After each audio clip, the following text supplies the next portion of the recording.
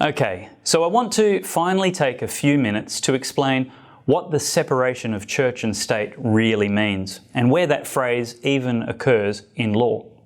First, let's examine the myths. Angry atheists often persist under the ignorant delusion that there is just one particular group of people who must not be allowed to participate in our pluralistic secular democracy: Christians. They claim they are fighting for the separation of church and state, by which they mean the exclusion of religion from government.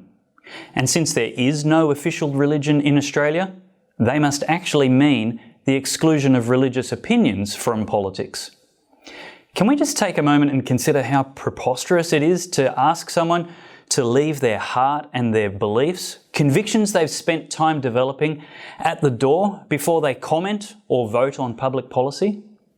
Do we really want to lobotomise voters before they influence the values of our society?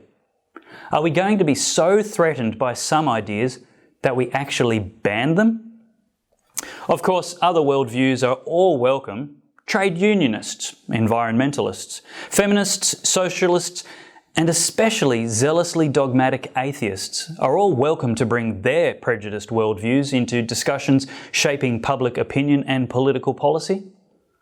But pluralistic means more than one principle is recognised and valid. It does not mean all but one. Secular means not bound by religion. It does not mean excluding anyone simply because they're religious. So where do we even get the phrase separation of church and state? Well, it's nowhere in Australian law or the Constitution, and it's not even found anywhere in American law or their Constitution.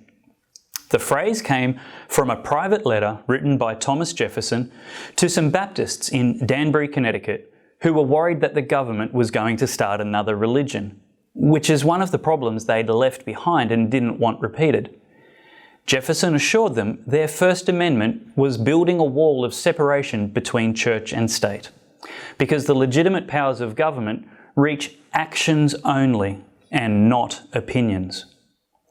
So, according to the author of the phrase which secular extremists lean so heavily upon, they are actually the ones attempting to illegitimately extend the powers of government to reach personal opinions as well, violating the natural rights of every man.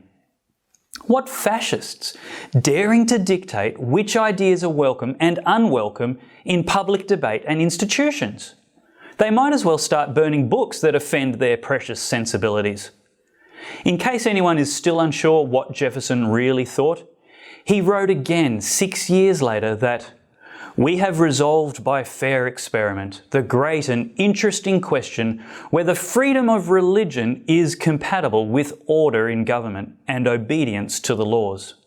And we have experienced the quiet as well as the comfort which results from leaving everyone to profess freely and openly those principles of religion which are the inductions of his own reason and the serious convictions of his own inquiries."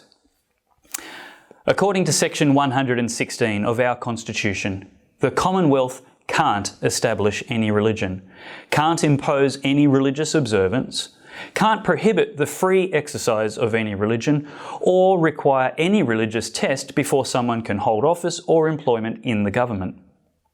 That means the federal government cannot make us believe or follow their religion, stop us from believing or acting upon our own religion, or require certain beliefs or lack thereof before getting involved in politics. To summarise, the laws which build that wall between church and state are for the protection of religious people, Christians, from overbearing government interference in their beliefs. This wall is not and never was to protect the government and insecure atheists from being exposed to arguments and ideas offered by people who view issues through the lens of Scripture and faith. The separation of church and state is to protect the church from the state, not the state from the church. The angry atheists have it totally wrong, but they should get used to that. This is Church and State with Dave Pellowe.